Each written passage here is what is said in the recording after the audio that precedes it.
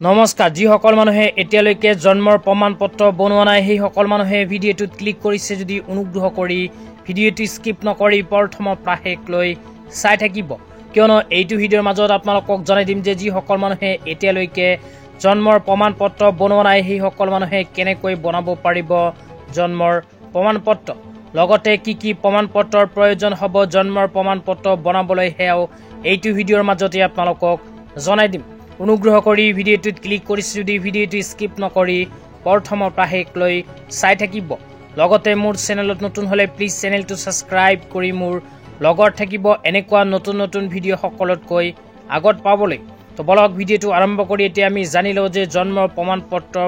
বনোৱাৰ সময়ত কি নথিপত্ৰৰ প্ৰয়োজন হ'ব তো যিসমূহ মানুহৰ বয়স 20, 25, 30, 35 হৈ গৈছে সেই সকল মানুহে যদি বৰ্তমানে জন্মৰ প্ৰমাণপত্ৰ বনাব বিচাৰে সেই সকল মানুহৰ এইবোৰ নথিপত্ৰ থকাটো বাধ্যতামূলক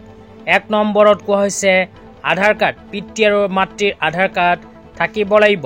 2 নম্বৰত কোৱা হৈছে ভূমিৰ প্ৰমাণপত্ৰ বা খাজানাৰ ৰচিদ 3 নম্বৰত কোৱা হৈছে বৰ্তমানৰ ভোটাৰ তালিকা 4 নম্বৰত কোৱা হৈছে পঞ্চায়তৰ প্ৰমাণপত্ৰ 5 নম্বৰত কৈছে 1949 চনৰ এনআৰসি 6 নম্বৰত কৈছে 1966 চনৰ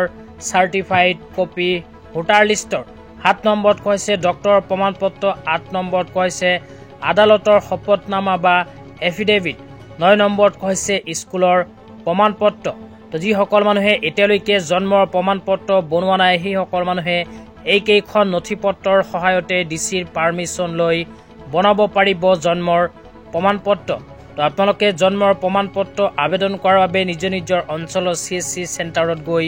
ভিজিট কৰিব পাৰে এই কেইখন প্ৰমাণপত্ৰৰ সহায়তে নতুনকৈ বনাই লওক সাৰ্টিফিকেট